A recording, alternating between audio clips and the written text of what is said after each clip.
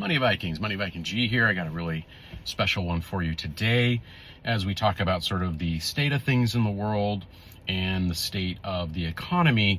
And again, the whole angle of my channel is about how to help middle class wealth builders. So the focus is on normal middle class folks that are building wealth and all the little and big things we can do in our lives to live a life of true wealth and build wealth consistently and be in a position of power and strength more and more as time goes on.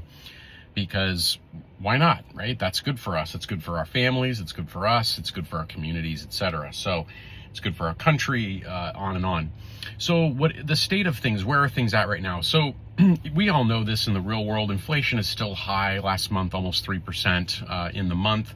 So yada, yada, yada on that one. Inflation is going to, I think, continue to be a problem. I don't think we're ever going to hit, at least not anytime soon, the 2%, under 2% target that the Fed goes for.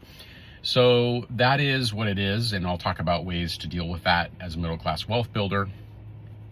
And what that does, though, is that probably rules out the chances of a jumbo rate cut. So it definitely looks like we're looking at a rate cut from the Fed because the unemployment and other things are kind of having a hard time right now in the economy. And so they're looking at a rate cut.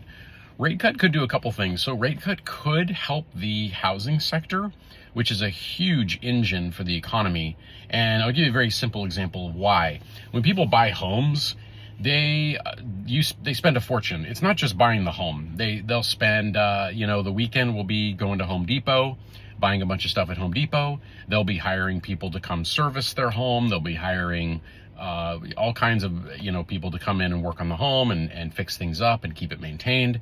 There's going to be a lot of do-it-yourself type work going along there. There's going to be other kinds of improvements. All that generates jobs and consumes. Beyond that, it increases the tax base. Person buys a home now, they're buying it at a higher price. They're going to be paying more in property taxes, so more money is going to go into public coffers, etc. So it stimulates things a lot when people are buying and selling homes at a pretty good clip. With that said, that's been stagnant for a while. But at the end of the day, what it looks like is if we are going to get a rate cut, that should hopefully spur a little more of that going forward. So we've got that going on. There's obviously right now, again, there's always kind of social tension, social upheaval in our society, all kinds of different things like that. But I won't go into it right now. What does a middle-class wealth builder do at this moment, right, is the question. A lot of times during uncertainty, sometimes it's better to stay the course. That's the first thing I mentioned. I mean, a lot of times in the long run, it's better to do nothing. That's only, though, I would say, if you can stomach a little bit of volatility.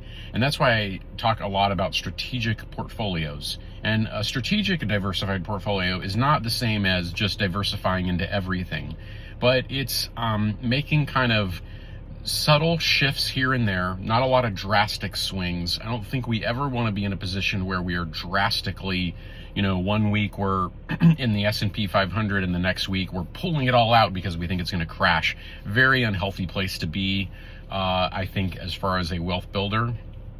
It's very hard to time the market. Almost no one can do it. I don't think anyone can really do it well.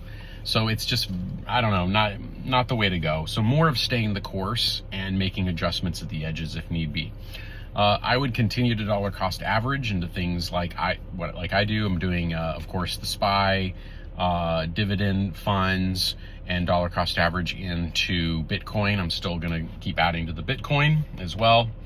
It's not time to let up on the inflation defense systems. We started these several years ago. And again, it's cutting costs where you can. It's keeping that car longer. If you've got a car that works and is safe and it's paid off, you keep that thing as long as possible. You don't want to be upgrading to a new car with all the new taxes and insurance and payments that are going to be required. That's going to totally suck away and drain your wealth. So these are all the inflation defense systems that I'm going to keep going with. Back to Bitcoin, I still think, early September is usually the time where it's kind of a little bit rocky and a little bit of a lull. It typically picks back up near the end of the month. throughout the rest of the year. So we could see ourselves heading upwards in the next few months with Bitcoin. And the last thing I'll mention is, in uncertain times, in times where unemployment seems to be having a little bit of a problem, AI is going to be taking more and more jobs, etc., we really want to have the debt totally under control, and especially the toxic debt. Toxic debt is the debt on a car, debt for a vacation, debt for a bunch of consumer junk, that doesn't add, it doesn't increase in value at all. It just wastes away, furniture, things that are disposable. We don't want to be in debt for that kind of stuff. So definitely want to avoid the toxic debt, get rid of that. There is non-toxic debt. If you have, if you take out a loan to buy an income producing property and you're cash flowing really well, it's robust, the cash flow and all the contingencies can manage the debt very well. Well, I mean, that's buying an asset with leverage is what that is. And that's definitely a way to wealth, as many of us know, especially if you watch or read Money Vikings. So those are just some ideas, guys, on the current state of things. We'll see how it plays out. What are your thoughts? I'd like to hear from you. State of the economy. How's your personal economy going? Is it good right now? If it is, share some of your tips. What are you doing that's working? We'd all like to know.